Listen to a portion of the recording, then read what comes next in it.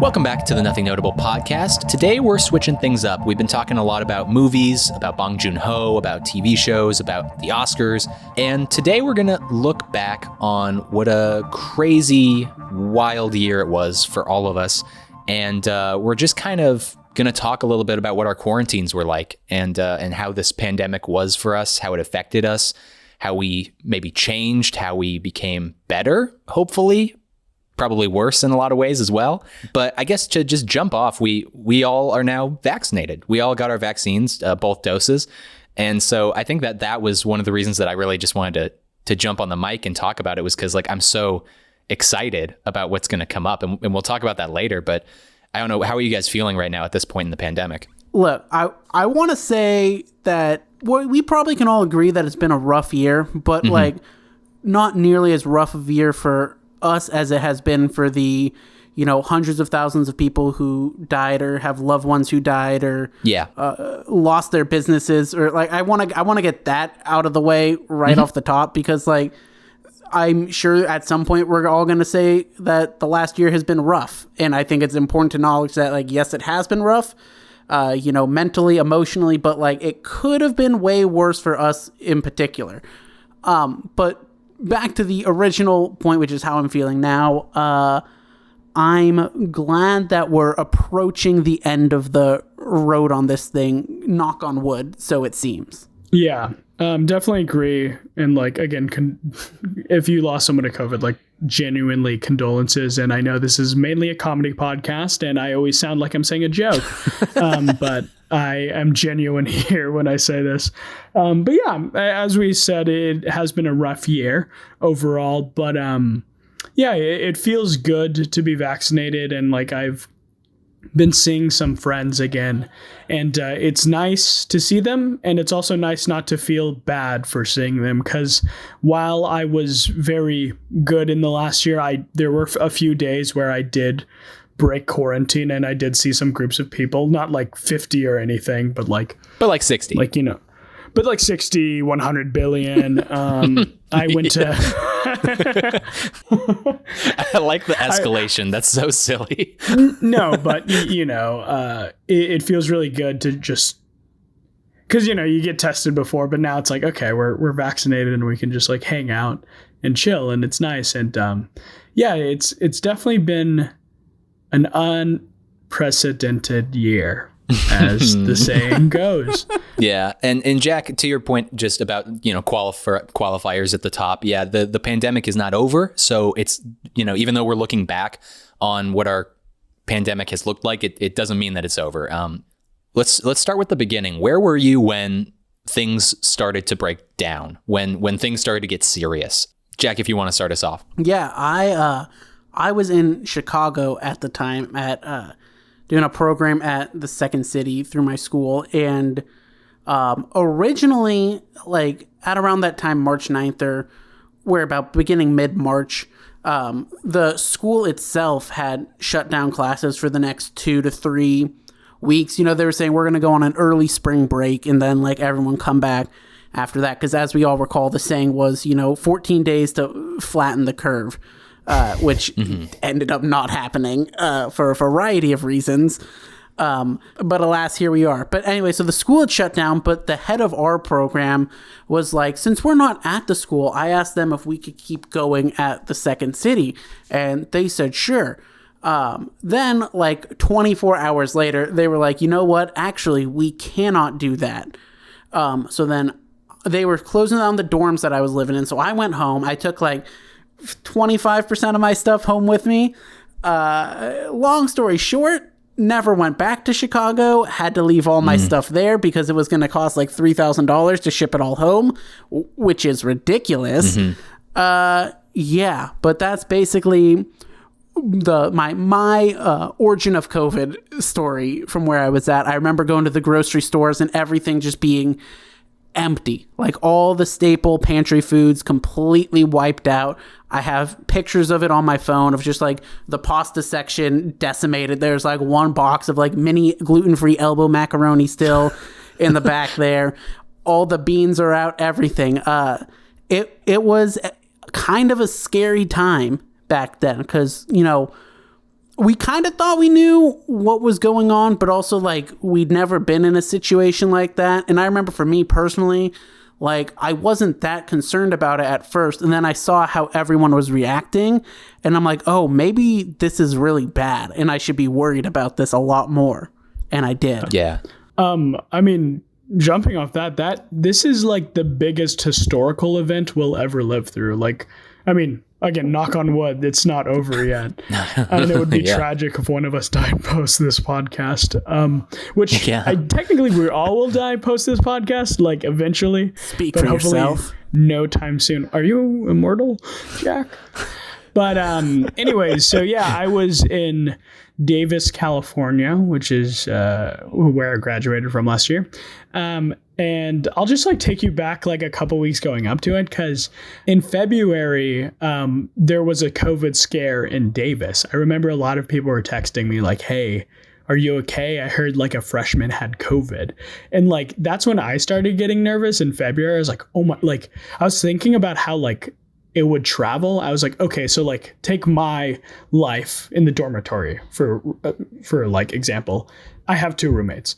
I go out, I go to the DC, the dining commons. I eat food surrounded by people. Yeah. I go to like a bunch of lecture halls surrounded by people. I go to the gym, you know, surrounded by people. And I was like, how do people control things like this? Because if it's super contagious, like I've heard it is, like how the hell are we not going to get COVID in Davis? And then I remember it was February 29th. It was Leap Day. And my friends and I combined a bunch of parties into one leap year party. And that day they announced the student was not positive for COVID. So we're like, oh, okay, it's over. It's done. On February 29th, we're like, that was so scary, but now it's done. And then I wrapped up a show. I was in a show like the week before lockdowns happened. And then I had my last improv show, The Quarter, which I was really looking forward to. We were going to do a musical. We were going to do an hour-long musical that's just improvised, which would have been horrible. Let's just put it out there right now. But I remember going into that week, like it started getting bad like everywhere else. And we're like, oh shit. Like, and then there were more positive cases in Davis and we're like, damn okay. So now it's getting serious again. But like, again, 2 weeks to slow the spread. It'll be fine. And then I was really, you know, I'm so show must go on mentality. And I had that musical show on March 10th. And I was like, we're going to fucking do the show. Like no matter what, show must go on, blah, blah, blah. And then they're like, okay, you can't have, this is crazy to think. It's like, you can't have more than 150 people at your show. And we're like, yeah, which is like, like it's insane how many people that is now. And then we went, we don't want to leave anyone at the door, you know, like, because like we got big audiences and stuff. So we're like, we don't want to do that. So we like canceled it and we're like, hopefully in like spring, we'll like do it again. And then, and then we canceled it and like my improv group was over and we were like, okay, like, let's just like hang out and like have a good time. And then I remember reading a post from Italy, like a Facebook post from Italy. And it was like, guys, this is so fucking bad here. Oh boy. And it's gonna only get worse. Like you're 2 weeks behind us. So in 2 weeks, it's gonna be like this there. And then they were like, I was like so frightened. I'm like, should we even be hanging out with people right now? Like to my partner, I'm like, I don't even fucking know what we should do here. And then, you know, then there was a bunch of fake stuff too. Sorry, I'm getting so specific. No, this is great. This is great. Yeah, but this is a document for the future. Yeah. And then I remember, my partner's roommate texted us this thing that was like Donald Trump and like the US government, they're going to do a 2-week lockdown. You have to go to grocery stores right now and get everything. And people have said that was like a fake thing spread by like Russian bots or something. I don't It's really weird how everyone had a friend whose like dad worked in the CIA for like 2 weeks. Exactly. yeah, for just those 2 weeks. Because like, I had heard the same thing from multiple people. They're like, my friend's dad works in the CIA. Yeah, and then fucking I was still doing like normal shit. So I was still filming stuff with people. And like we filmed this sketch that like could never be made anymore because like we never did it. But like it'd be like that. And then, you know, my roommates had friends over and stuff. This was like again, the night Tom Hanks got COVID, which is like such like the beginning of it. It was And like the NBA Tom Hanks shut got COVID, down, and- NBA shut down, and travel to Europe shut down. Like those were the three big things that happened then. And then, you know, that text also, all those texts scared us. So we're like, okay, like let's just go to Target and get food for 2 weeks just to be safe. Like, why not? And then again, like you were saying, Jack, the fucking pasta aisle was empty. I got this microwavable gluten-free lasagna pasta. Yes. And I remember eating it like halfway through the quarantine. I was like, damn, this is crazy. And again, the toilet paper was all gone. Like no one was in a mask because like no one even thought about that. And it was just a weird time. And again, classes got canceled. It was a thing where I'm like my friend had their final improv show that I didn't realize. And I was like, you know what? I'm going to just stay home because I was getting nervous about it. And I kind of wish I went to that last improv show. If I knew it would have lasted this long, I'd be like, I would have gone to the last improv show for you. I would have had that last show with 150 people, which would have been insane. But yeah. Sorry to be long-winded. I'm sure some of that will be cut out. But also, 2 weeks prior to lockdowns, I did go to a frat party as a joke. And there was a giant mob circle like out, and it was outside, but like my friend and I were like, we got to go through that as a joke. Like that's so stupid that people are dancing that close. Like that's hella funny. So for like for like 2 weeks after that, we were like, oh shit, or like holy shit, imagine if we like die because we fucking did that stupid thing at that St. Patrick's Day party. Something stupid like that. But yeah, that was like my beginning of COVID. I like remember it vividly because I feel like everything happened at the beginning of 2020 and I hardly remember everything else at the end of 2020 and even the beginning of 2021. Great point. It all just blends together. Yeah. First of all, I went to your show. Like, right, you did. How crazy is that? Like just right before everything shuts down. Like I came out to Davis and I saw the show and I was like just so filled with joy. I was like, that show was awesome. Like I love theater. And then little did I know that was the last time I would see a theatrical event for a whole year, maybe 2 years. My early COVID experience was it was all like surrounding school because I was so focused on, this was my last semester of school and I had film projects coming up. And so I was just completely focused on that. I was going to be doing a short film in one of my classes. I was writing a short film in another one of my classes. And then I was going to be DPing for a friend of mine for his thesis film in his thesis class. And so I had all these projects ready to go, lined up. It was the most work that I had ever done, like at one point so far in my young filmmaking career. And so I was really excited. I was like really, really totally gearing up. That's so much fun. Yeah. It was just like, when okay, you got so much shit to do. Yes. Yeah. And you're so excited because like each of the projects are so different and you feel like you're actually improving as an artist because of it. And so all of this is about to start happening. So March 9th, Tyler, you already talked about how like the weeks leading up to this, like we already knew that COVID existed and like it was starting to seem more and more realistic. And so, I remember kind of joking about it with coworkers, just like, oh, COVID, haha. And then it starts getting more serious and then the jokes stop being as funny. And it's like, well, no, it's kind of getting serious. But March 9th rolls around, which is a Monday. Now, also keep in mind that I am going to San Francisco State. So I am in San Francisco, which is in some ways the epicenter of the US COVID outbreak. So I'm riding the bus to and from school. I'm taking 2, sometimes 3 buses every single day. I'm basically shoulder to shoulder with strangers that are coughing and sneezing and very possibly could have had COVID. So the fact that I didn't get COVID is pretty incredible, pretty fortunate. On Mondays, I was in Cine 612. So that was a filmmaking class and we had one final project that we were going to do for the remainder of the semester. And that was going to be to make one short film. And I think there were like 12 of us in the class. And over the next 8 weeks or so, we were each going to make our short film on the day that we met in class and everyone would help us. So on that Monday, we were all helping one guy make his film. The following Monday would have been when I made my short film in class. And it was a script that I really liked and I was really excited and I thought it was going to be really fun. So I finished class. We've just shot the film for this guy in my class. I then go over to my friend's apartment, the friend that I was going to be DPing for his thesis film. We shoot basically a mock version of what the short film was going to look like. So we go through the angles, what we want it to sort of look like, what we want the vibe to be. We finish that. I'm feeling very good about it. And so by the time I get to the bus stop, I've just had a very fulfilling day full of promise and hope for the future. I get on the bus, and at 7:46 p.m. on March 9th is when we got the email from the president of San Francisco State saying that we were going to be canceling classes and everything was going to be moving online the following week. Again, I don't know how serious COVID is going to get at this point. None of us did.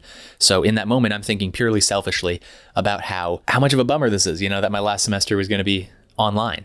And I adapted, and I had to do a different short film for that class. The thesis film got canceled. The screenplay that I was writing for the other class was adjusted. A few weeks later, the place that I was working at shut down. So I got the phone call about that. And that was extremely disappointing. As we mentioned, the NBA shuts down. Tom Hanks gets COVID. It just becomes, it happens so fast. And if anybody is listening to this in the future, 40, 50 years down the line, and you were not alive when this was happening, I think one thing to keep in mind is how fast it happened and how unprepared we were as a species, as a society, as a country, as a world. So that was my early quarantine experience. It was mostly rooted in school and the projects that I was doing and the work that I was beginning to do. And while none of our stories are particularly sensational or particularly traumatic, I still think that they're very interesting because like I mentioned, if you're listening to this 40, 50 years in the future, this is quite an interesting, in my opinion, an interesting document as to what an average person's experience was. I would love to be able to listen to a podcast of my great grandparents talking about the flu of 1919 or whenever. Okay, so now that we kind of loosely have an idea of like where we were, to kind of break it up and to sort of mix it up into just, I don't know, make the podcast a little bit more enjoyable and fun. I want to talk about the positives and negatives and things that we learned and all of that stuff, but I don't want to like go back and forth, or I don't want to go one by one just listing positives and negatives. So let's just kind of mosh pit it up. Let's just throw a bunch of stuff into the fire and just see what burns. I think like one of the big things that I think I kind of realized in 2020 through this whole like fucked up year we had is that like life is kind of gonna do like whatever the fuck it wants to do, regardless of what your plans are. You talk about like we kind of all talk about like these different like creative projects we were working on at that time, and like we were all very busy, and life just like doesn't care really what you're doing. It's gonna do its thing, and like that's like kind of the whole point of this whole thing we're doing is that like there's ups and downs, and there's like a million different things that can go wrong and will, but like despite all that, like the goal is to like rack up as many like good times and like fun memories and stuff as we can. And I think that's like one thing that I have grown is to appreciate like the time I have with my friends and stuff more, and like the laughs. Cause like there was a period of time where like I felt like I didn't really laugh for months. Yeah. Like, and then we all hung out that one day and laughed about in person and laughed about the dumbest thing. And like, that's just a dumb, yes. It was just like really enjoyable for me. And I don't know, that's kind of, I guess, like the big picture thing that my mind went to when we were talking about doing this podcast episode here. Yeah, definitely. I mean, sort of jumping off that, I think something I've learned in the last year, and I know it was an issue I had before, but I was always looking towards the next thing. I was never like really engaged in what I was doing in the moment. Like, for example, that show I was in that Daniel saw and enjoyed. Yeah, it was really good. It was Peter and the Starcatcher, and it was very good. Tyler had a whole solo, and it was great. Anyways, it was like Edwin Lee Gibson auditioned for that. He did audition for that. I was going to say that. Check out that interview. But I digress. Like I was saying though, I was really enjoying that because it was my first show in like 4 years, like in like a full production, full blown, like you rehearse it for 2 months and then you do it for a big crowd. And I was enjoying that aspect, but by the end of it, I was kind of like looking towards the next thing. Like I was going to do a 30-minute set at the end of the next quarter. I was going to do this and that. And I was like so focused on those things. And when they got taken away, I was like so upset and I was like saddened by it. But in reality, I think in the early moments of COVID, and like I think moving out of my college town really helped me with this, but it was like just enjoying what you're doing today and just enjoying like the minute, the hour, the second, like basically everything that is happening right now. Like right now I'm focused on y'all doing this podcast with you. When I'm at work, focused on Then why are you looking away from us?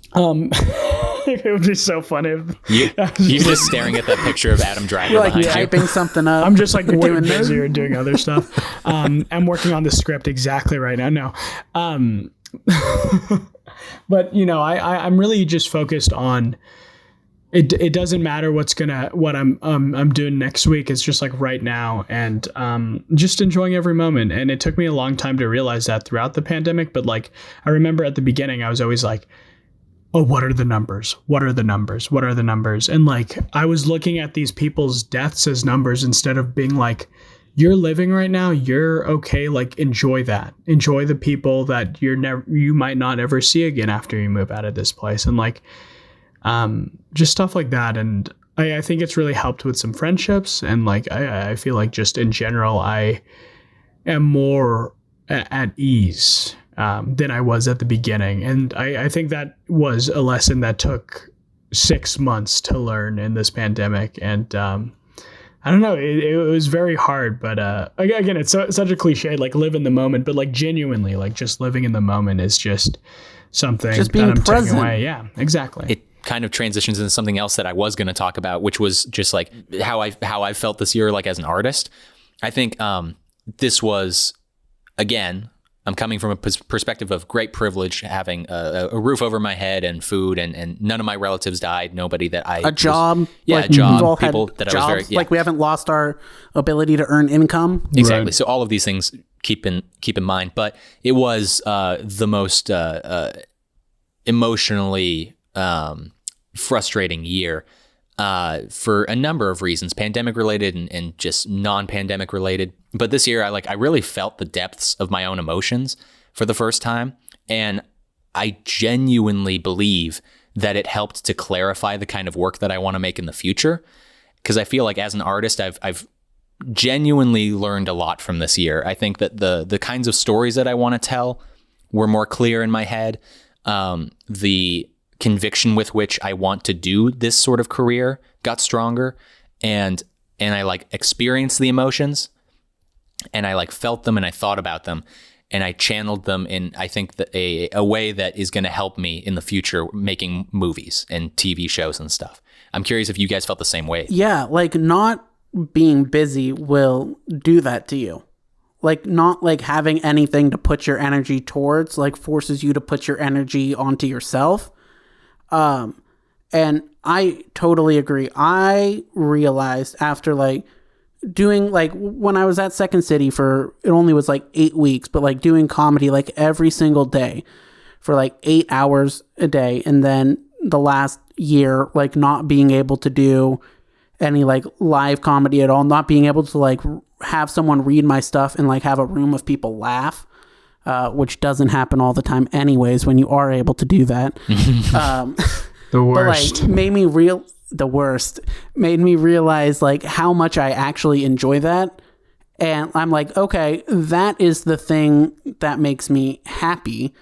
And life is about like trying to figure out what activities you can do that make you happy and bring you joy. Definitely. So I want to do more of that. I will say at the beginning, it was like, oh, this is going to be fine because we can just like connect on video chat and stuff. But when video chat is the only thing, you like realize it's not the same. It is so different. And there are so many little things that you wish you could do. And like even seeing you guys in like, what was it, September, October, November area. December, January, February, March. Yeah, April, May, June, July, August. But just seeing you in person, it was just so different because like we had been keeping up on like technology and stuff, but Yeah, like I guess this point is just kind of like a little like blurry, but like I think this whole year has been blurry, and I think this is like an interesting discussion we're having about just like where technology is and like where it succeeds a lot. Like I can see you guys right now, but I can't like feel you. You know what I mean?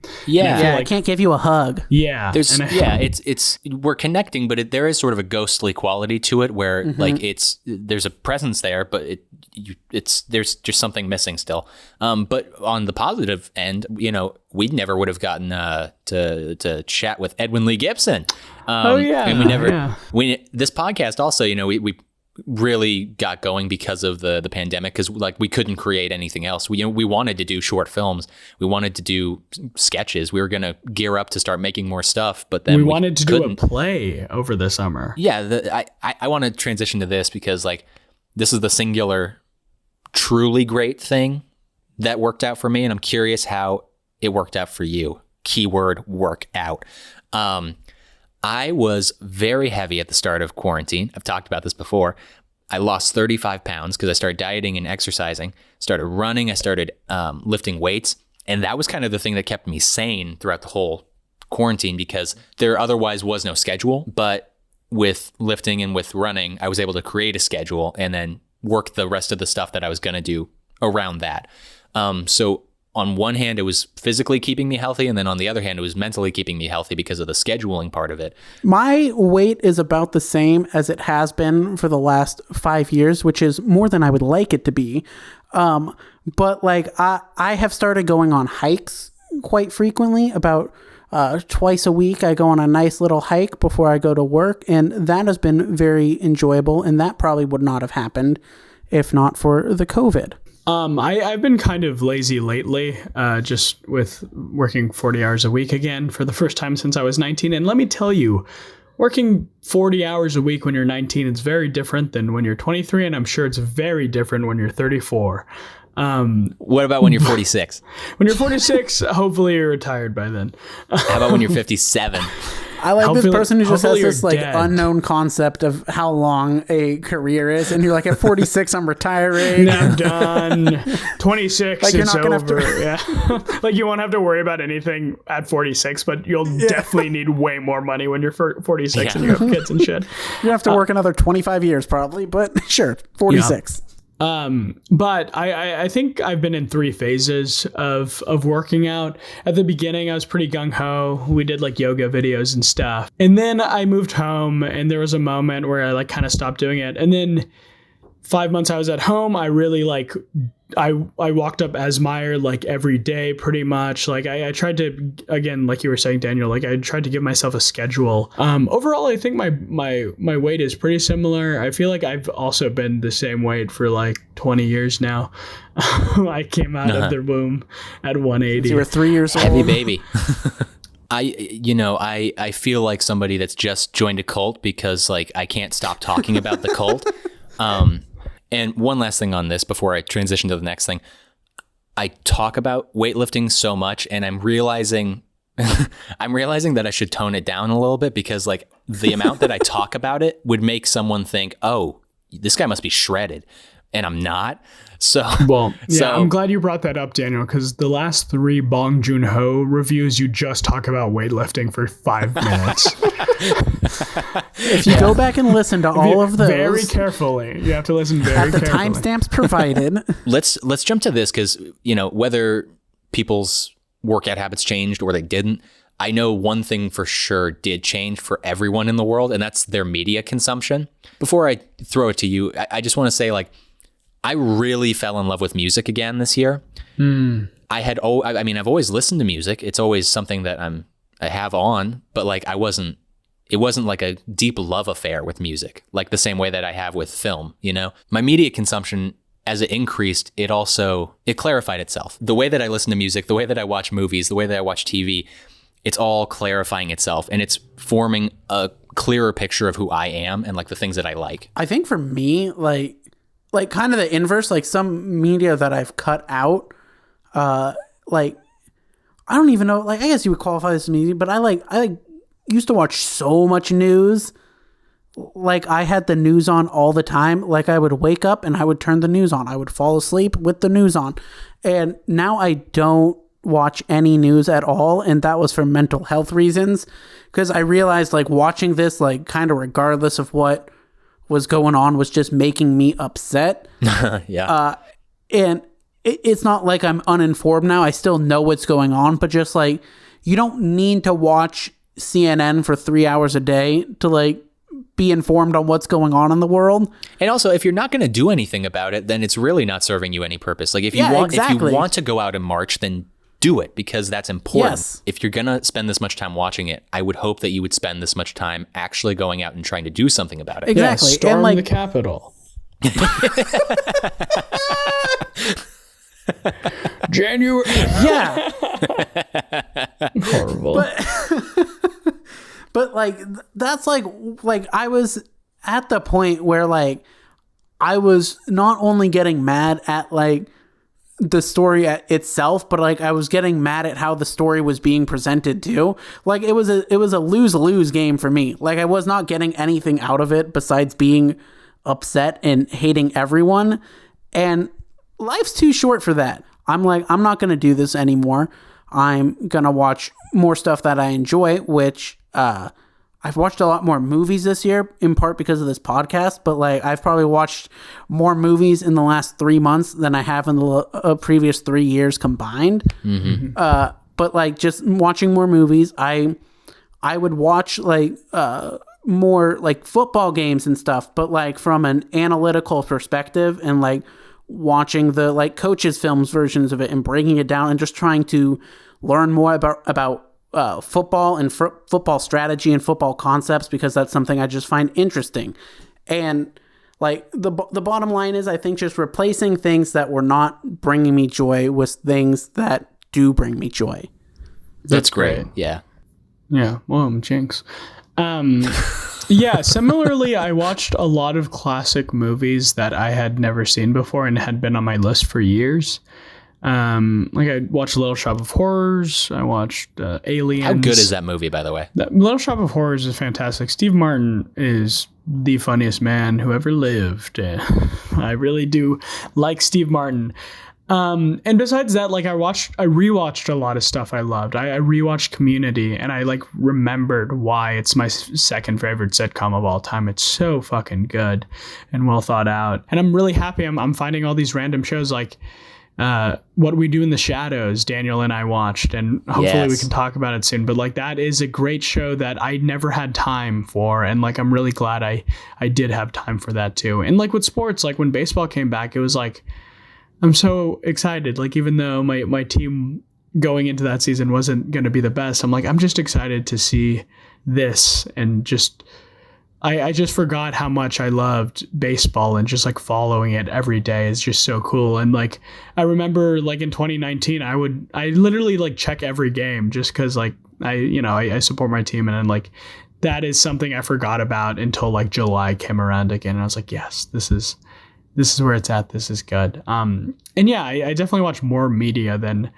I did before the pandemic, just because I had more time. And like now I'm slowly not having time again, and I'm just looking forward to like going back to the movie theaters, because that's what I realized. That's when I watched the most media, is when I would like finish class at like 6 and then like bike over to see a movie at the local theater when I had Movie Pass, because it was free.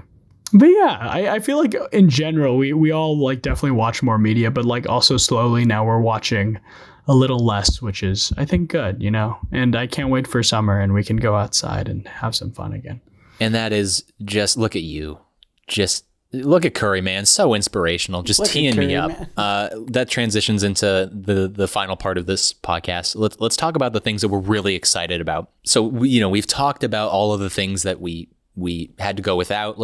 Let's end on a positive note, and let's talk about the things that we're looking forward to. Let's be hopeful about the future. Jack, you and I cannot wait to see a Golden State Warriors game. I know that's for sure. Oh man, I can't wait to see the living legend that is Wardell Stephen Curry live in person. Like seeing someone who's quite literally the best person to ever do something in the history of the world. I cannot wait to see that in person. And Tyler, I know you're amped to get back into a Giants game, right? Super hyped about that. I've missed formerly AT&T. It technically, I think it's only been called Oracle. I haven't been there when it was called Oracle, I'm pretty sure. I think 2020 they changed the name. I could be wrong. Anyways, very excited. New dimensions are going to be cool to see. And Buster Posey is in MVP form. It is insane. So I'm really excited to see. He has as many home runs as Mike Trout right now. It's crazy. Anyways, I digress. I'm very excited to go to Giants game again. Yeah. I've got a little list here. We can expand on any number of these things. Oh yeah, for sure. I got more things too. I'm just going to rattle off a bunch of things here. Going to games, meeting people, going out at night, and going to like bars. I'm not a drinker, but I really want to go to a bar just because I want to be around people. I want to go bowling. Bowling, yeah. I've missed bowling so much. Bowling and bars. Man. Movies at movie theaters. I work at a movie theater, so I know that there are movies, but not the best movies. Sharing something with someone, whatever that means. It could be a slice of cake. I don't know. I shared some salsa with a coworker of mine the other day, and I was like, damn, this is kind of crazy, but I'm happy I did this. It's just weird. It was like, whoa. That's beautiful. I can't wait to make movies again. I want to go to restaurants. I want to go see live theater, crappy live theater. I want to go see high school theater that is not good. I just want to go out and see theater, no matter how good or bad it is. I can't wait to ride a bus again. I can't wait to pick up basketball. I want to go shopping in every terrible store that I would avoid pre-pandemic. These are just like some of the things that I want to do. And I'm like genuinely like really excited about it. That's cool. That like, again, it's like such simple things that like I think we all took for granted before. And like, I'm just happy that we're so hyped to like, imagine like 2 years ago yourself being like, you're going to be so excited to go into any movie theater. Yeah. And you'd be like, fucking, I just came out of Rise of Skywalker and I hated that shit. Like, fuck you, dude. But that's one of the last movies I saw in theaters. And it's like, fuck, I would totally go back to that. Even though it was bad. I cannot wait to go to an open mic and not get a single laugh. Yes. Because that is what like open mics at a comedy club are like, because it's just four dudes who are all too worried about doing their own set to enjoy the other people's sets. And I cannot wait to like go and do that and like it not go well, but then on the way back home be like very excited about what the possibility of next time could be like. And that I'm like, I'm looking forward to like like starting life again. Like, yes. In a way. Yeah. Like I'm looking forward to, I was supposed to move to Los Angeles a year ago. Yes. I mean, we were all put on pause. And so like, it feels like, like Hot Wheels, like you wind them backwards and then you let go of them and then they just go crazy. It's like, this is a wonderful analogy. That's basically how I felt like this year was, it's just like I'm being held in place, waiting. And as soon as the gates are open, I'm just going to fly. I'm just going to go nuts as safely as possible, just to be clear, but I'm going to go out all the time and I'm going to go do things that I would not have ordinarily done before. Dan, I got a question for you now, boy. Real quick. So you saw my show. This is all full circle. You saw my show of this fucking podcast. You saw my show. You liked it. Sorry. You saw my show. Afterwards, I did invite you to the cast party, and you did end up just driving home that night.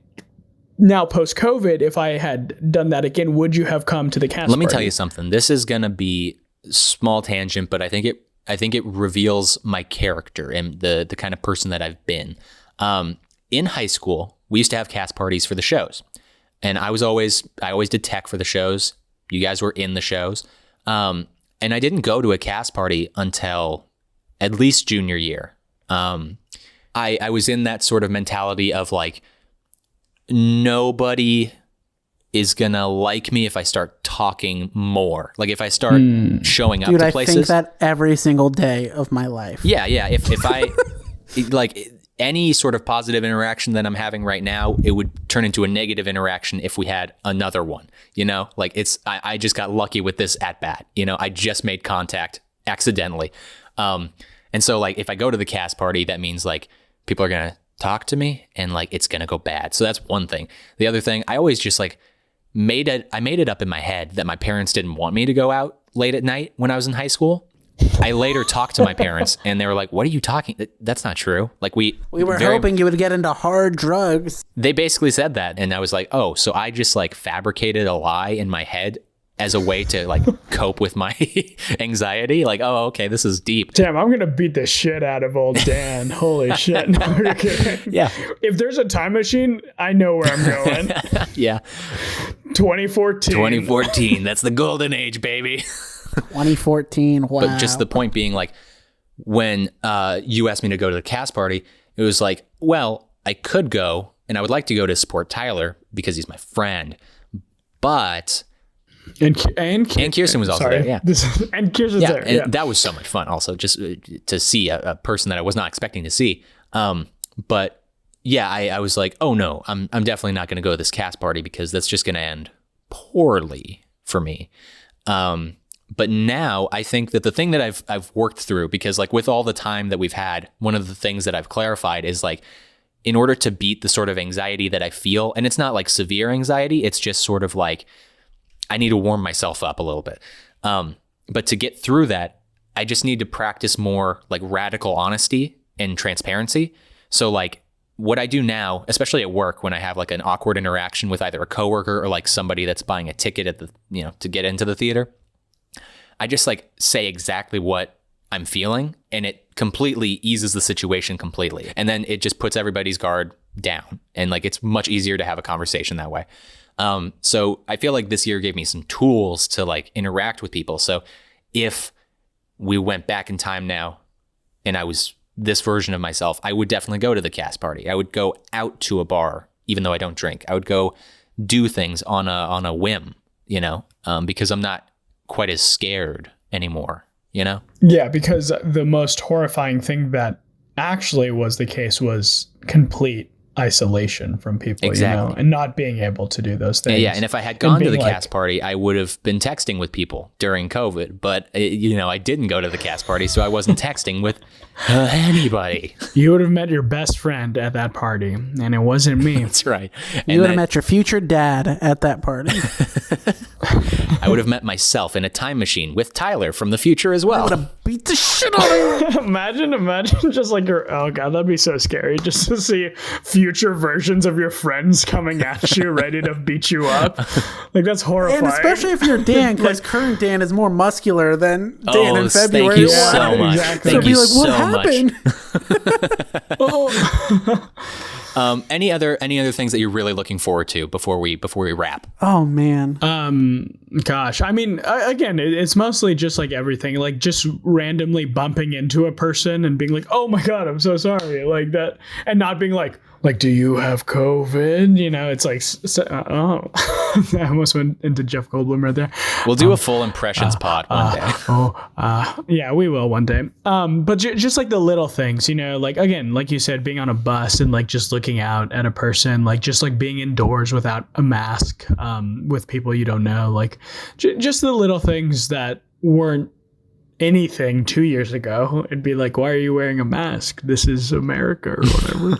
But and also just, again, I think we talked about it at the beginning, but just like now that we're vaccinated, it kind of is slowly going back to normal, but like there's still a long way to go. But just like being in those rooms with people and being like, this is nice, and I'm not nervous that I'm gonna somehow kill your grandma. Yeah. Yeah. Just like that thought was running through my head so much in the last year, and it's nice to have like an easing of it in some sorts of way. Speaking of grandmas, just the fact that like in the last couple weeks I've been able to hug my grandma as like I could cry about it. Like the fact that I wasn't able to like hug my grandma, who is I'm very, very close with, has just been like incredible. Yeah. And I think the main thing we're getting at here is just like genuine human connection again. And it's going to be nice. Yes. And so, it's been a weird year. It's been a tough year, and everybody's circumstance is completely different. So, I would love for, you don't necessarily have to comment down below your whole year-long story, but like reach out to us. And if it was a tough year. Or your season 5 pitches for Fargo. Yeah. What are your season 5 pitches for Fargo? Let us know what you think about Bong Joon-ho and keep up with the Bong Joon-ho rankings. And so this has been a silly and thoughtful and bonkers edition of the Nothing Notable podcast. I've been Daniel. I've been Jack. And I've been Tyler. And this has been the Nothing Notable podcast. Thank you so much for listening. We hope you're all doing well, and we hope that the future looks bright for you as well.